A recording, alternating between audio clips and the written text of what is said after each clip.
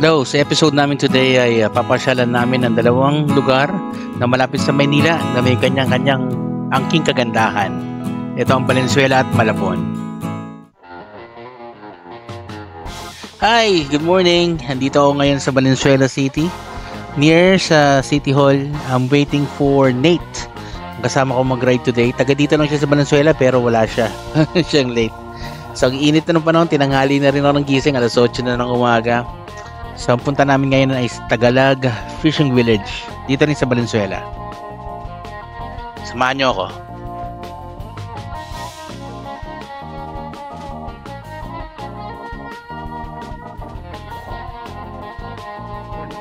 Oh, grabe, ang ganda dito. Sobrang presko at ang kaaya-aya sa paningin ng ang lugar.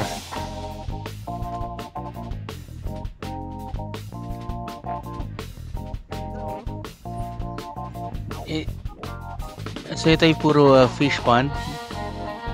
So that's why they call it fishing village. Maraming namimingwit dito, nagre-relax. And may mga kainan rin.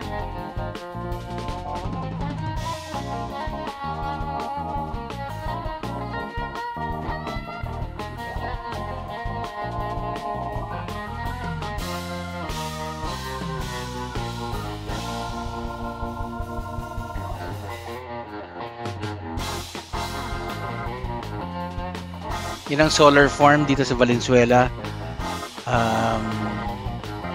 I think sinusuplayan na ng health center tsaka isang eskwelahan dito sa Valenzuela. Kaya na-harness yung energy ng solar ng araw. Galing, di ba? I think yan ang una dito sa Pilipinas eh.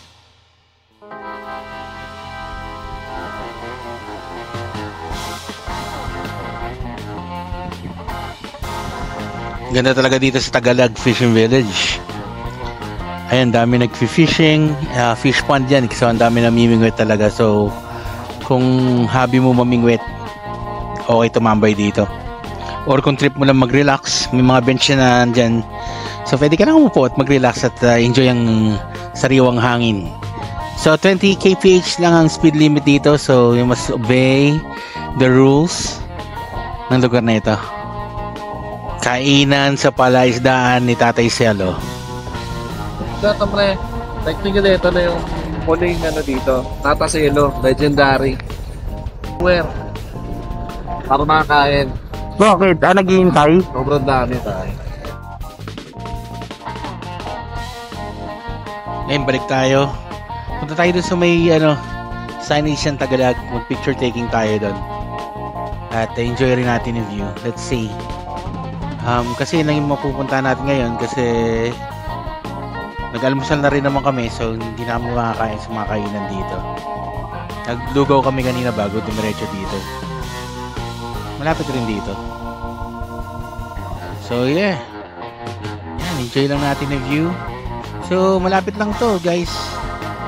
So kung may marami kang available time, free time, ito lang kayo dito sa Valenzuela. Dali niya rin mga fishing gears nyo. Mamingwit kayo anytime. Hindi naman bawal. May mga benches dyan kung gusto nila mag-relax. O picture dito. Let's go.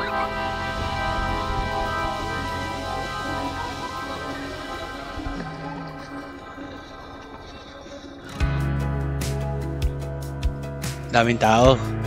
It's a Sunday kasi today. So yan, dami namamasyal, daming pamilya, may mga bikers, may mga bata. Ayan, daming bata naglalaro. So yeah, it's family day, Sunday, so enjoy nilang nila. Yeah, it's nice to spend quality time with your family and loved ones, especially on a Sunday sa ganitong kagandang lugar. So I think that's about it for Tagalag Valenzuela Fishing Village. Ito yung pinagmamalaki sa akin ni Nate na sobrang ganda nga talaga, as in napabilib rin ako. So right now we'll be going to the next destination. Our second destination for today would be at Dampalit, Malabon. Ito yung mega dike na generate or ginawa mid or early 2000s yata. I'm not sure. Between 2010 and 2020 siguro. Somewhere around that time. Tapos ginawa ito to prevent yung flooding dito sa Camanava area, which is the Caloocan, Malabon, Navotas, and Valenzuela area, kasi medyo mababa yung land area. So yeah, ginawa yung mega dike to avoid flooding. So yun, tapos ngayon ito, pasyalan na. Diyan na daw eh. Kakaliwa na dyan.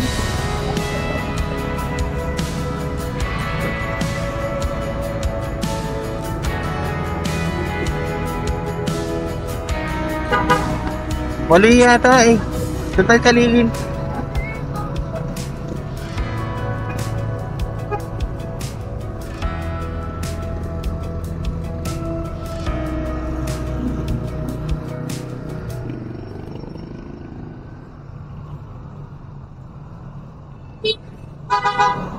Pinapapasok tayo dun eh. Papasok lang. Papasok tayo? Oo. Meron po peno, di ba?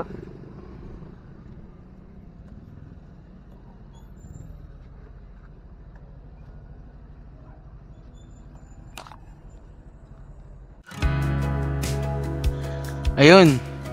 So, hindi kami sure kung ito talaga yun. Kasi ang weird sa labas eh, nakalagay private property, tapos dito kami tinuturo ng ways. Pero napansin namin maraming pumapasok, tsaka mukhang ito nga, kasi maraming pumapasok na motor, tsaka mga tao, tsaka nakabisikleta.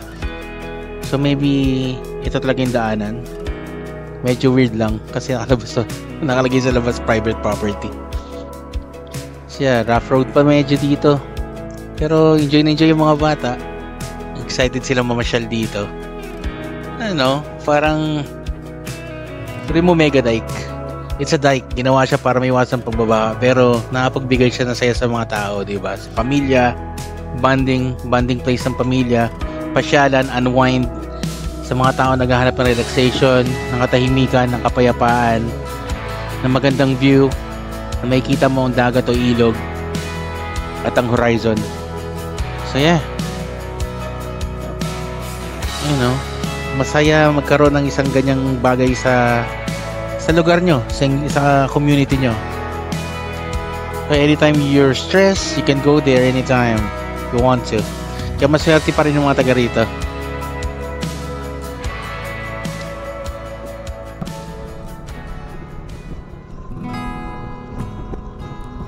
So ito na nga. Ito na nga yung Mega Dike sa Dampalit, Malabon. Dampalit pala, sorry. Hindi pala Dalumpit. Dampalit, Malabon. Wow, ang ganda dito. It reminds me of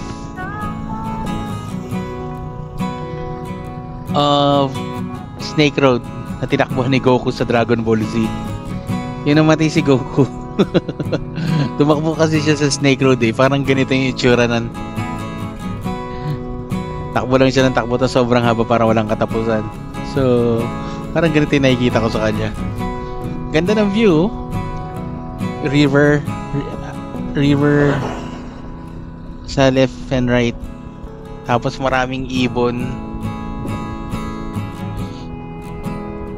Yung mga ibon pa, yung mga hindi mo makikitang ordinary, yung mga parang mga seagull, mga egret, mga ganyan.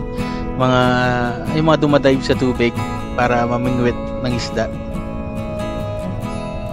Try nyo dito, sobrang ganda, sobrang payapa, sobrang nakaka-relax.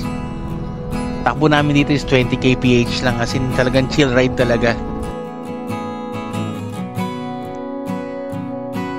Sobrang epic na itong lugar na to.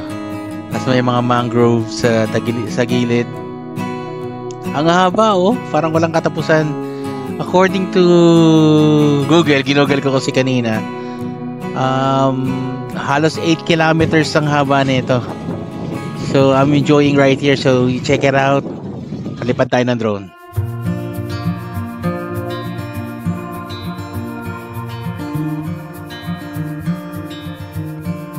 Close your eyes, get some rest. I'm by your side. Lay your head on my chest.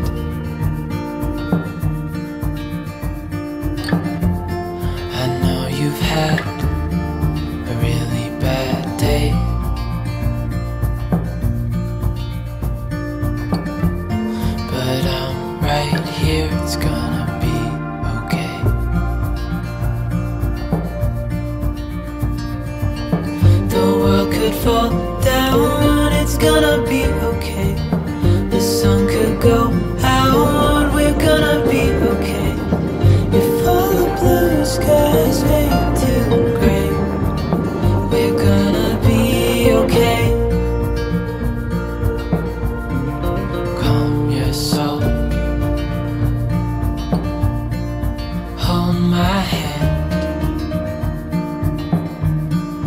don't let go.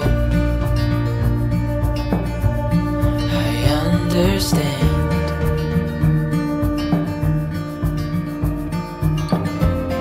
I know it hurts, it wasn't fair.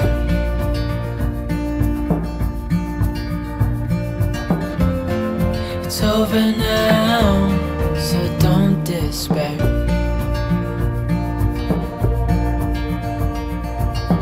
The world could fall down, it's gonna be okay. The sun could go out, we're gonna be okay. If all the blue skies fade to gray, we're gonna be okay.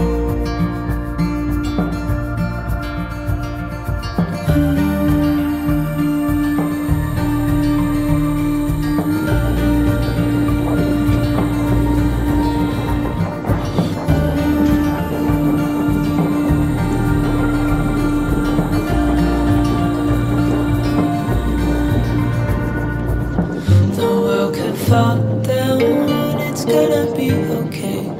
The sun could go out, we're gonna be okay. If all the blue skies fade to gray, we're gonna be okay. The world could fall down, it's gonna be okay. The sun could go out, we're gonna be okay. If all the blue skies fade to gray, we're gonna be okay.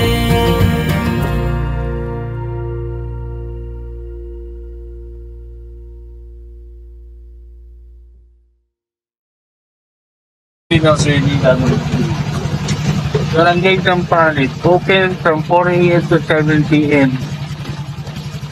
Makikita sa lugar sa oras na sarado ito ay maaaring hiling at latuan. Motorcycle, bicycle, e-trike, quad-trike lamang. Pagpit kung pinagbabawal ng 4-wheel, vehicle gaya ng kotse at imupa. Yung mga kotse kanina, strictly no sailing, may kipong pinagbabawal ng pagligo sa ilog o mga palangis lang. Strictly no drinking, no gambling, no alcoholic use. May kipong pinagbabawal ng pagkarera ng bisikleta, motor o namang with hours of ongoing construction, nagbabawal ang pagpunta sa mga paras sa ongoing construction. We let to go kung hindi na palinisan. You know, that was a public service brought to you by Pasyal na sa Megatite at may police visibility. Megatite Police Assistant Desk. Ayan ang police. Bakit mo doon pare na? Oo, pre. Hindi nga police dito. Hindi, kakabaka pa. Station 2.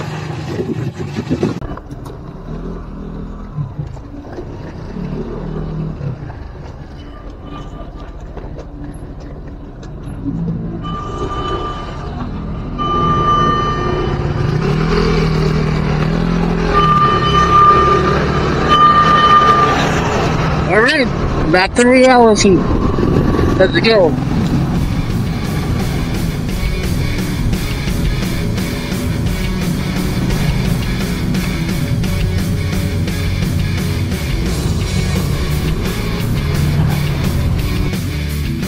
Alright, let's go.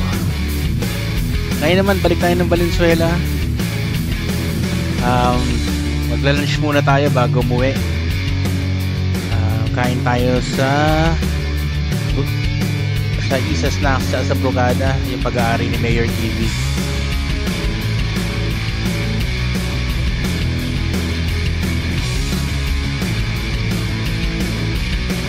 Yun.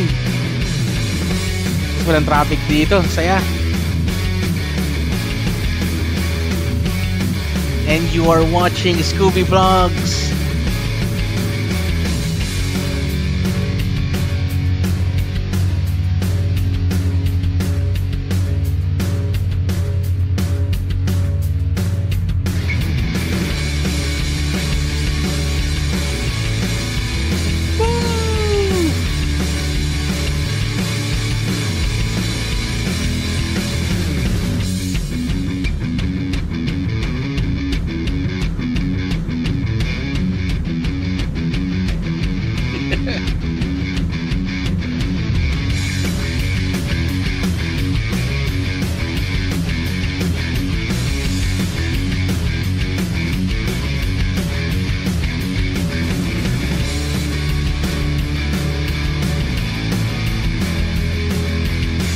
So nakadalawang pasyalan kami ngayon. We have Tagalog Fishing Village and we have Mega Dike, Dampalit, Malabon. So dito na tayo sa Valenzuela.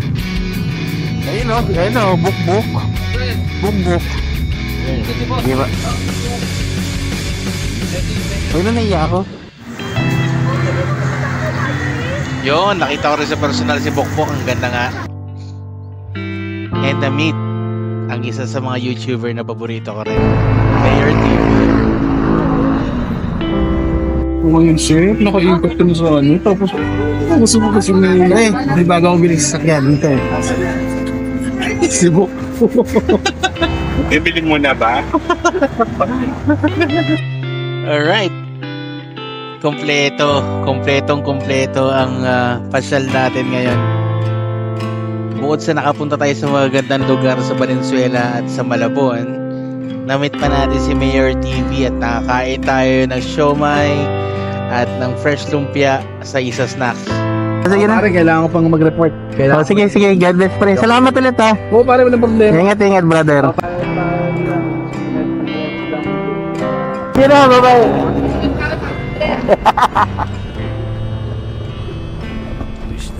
So that's it. So sana na-enjoy nyo yung pasyal natin today. Bago ko tapusin to, may iiwan lang ako sa inyo na magagamit nyo sa pang-araw-araw na buhay. Well, maybe ang buhay natin ay para lang Mega Dike, na minsan meron tayong ninanais sa umpisa na akala natin ay para sa atin, pero hindi pala. Kung mangyari man ito, kaibigan, wag kang panghihinaan. Maaring meron ibang plan sa atin si Lord na mas makakabuti sa iyo, tulad ng Mega Dike. Bukod sa silbi niyang pagpigil sa baha, ay isang pasyalan ngayon at nakakapagbigay saya sa bawat pamilya at individual na pumapasyal sa kanya. Kaya cheer up kapatid, tuloy ang buhay, tuloy ang ligaya, pagpalain ka na may kapal. This is Scooby Vlogs out. I'm out of here. Peace.